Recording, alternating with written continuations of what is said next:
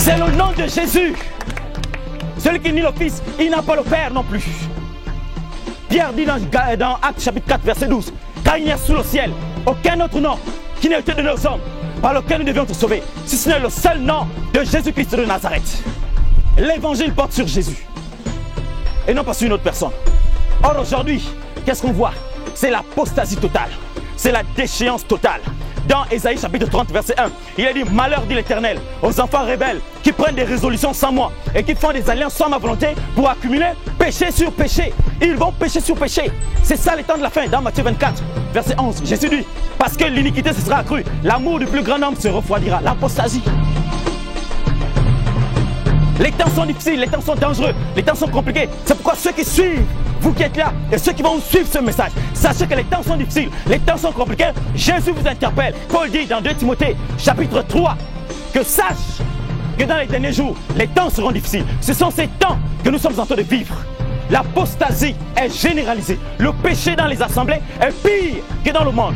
Comme Paul le dit dans 1 Corinthiens, chapitre 1, on entend dire partout qu'il y a parmi vous de l'impudicité. Et une impudicité telle qu'elle ne se retrouve même pas chez les païens. C'est au point que l'un de vous couche à la femme de son père. C'est ça l'apostasie. C'est un degré de péché qui atteint son paroxysme. C'est un degré d'abomination qu'on retrouve dans les assemblées, au milieu des soi-disant enfants de Dieu. L'apostasie. Et Dieu nous interpelle à prendre conscience.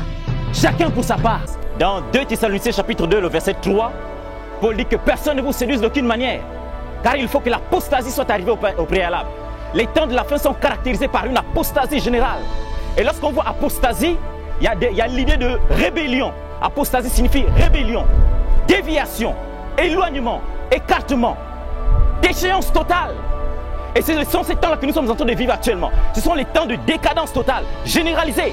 Jésus dit dans Luc 18, verset 8, « Lorsque le Fils de l'homme reviendra, trouvera-t-il la foi sur la terre ?»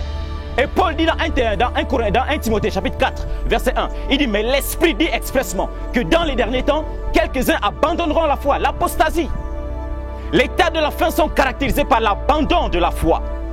Et lorsqu'on parle d'apostasie, vous voyez, dernièrement encore dans les pays occidentaux, partout, on a dans les pasteurs homosexuels, des pasteurs pédophiles. C'est ça l'état de la fin. C'est l'apostasie généralisée. On a des pasteurs pédophiles et c'est légalisé, c'est reconnu.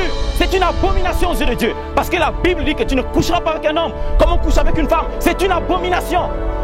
Et ce sont les pasteurs qui sont reconnus comme ça. C'est ça l'apostasie. C'est ça les temps de la fin. Ce sont les temps que nous sommes en train de vivre. Et l'Église doit être interpellée par rapport à ça. Pour prendre conscience que les temps sont difficiles, les temps sont mauvais. Il faut régler sa vie. L'apostasie.